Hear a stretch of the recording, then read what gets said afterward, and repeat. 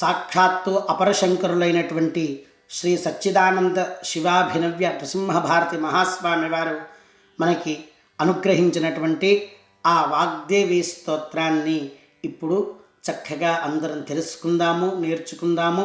తద్వారా సరస్వతి అమ్మవారి యొక్క అనుగ్రహానికి పాత్రులవుదాము.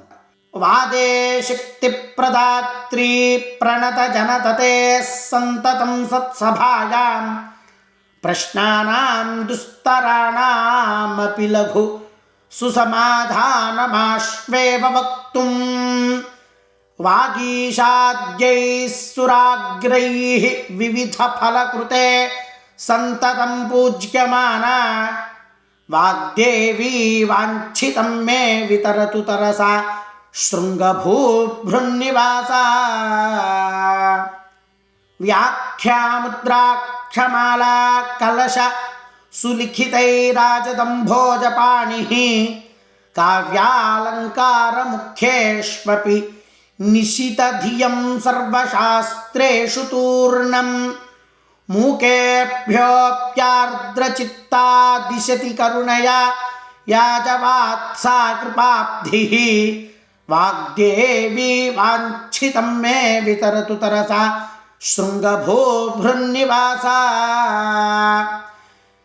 జాడ్యధ్వాంతార్కపంక్తిస్తనుజితరజనీకాంతగర్వాగమానాం శీర్షైః సంస్తూయమానా మునివరనికరైః సంతతం భక్తినమ్రైః కారుణ్యాపారావారాన్నిధిరగతనయా సింధుకన్యాభివాద్య వాగ్దేవీ వాంఛితం మే వితరతు తరసా శృంగభూభృన్నివాసా.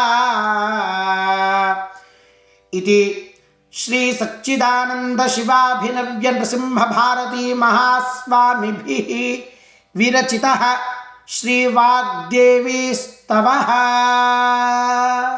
అందరూ విన్నారు కదా, చాలా గొప్ప స్తోత్ర రాజము. ఎవరైతే ఈ స్తోత్రాన్ని పారాయణం చేస్తారో సరస్వతి అమ్మవారు మీ నోటి మీద అలా శివుడు తాండవం చేసినట్టుగా తాండవం చేస్తుంది. అందరికీ ధారణాశక్తి వస్తుంది.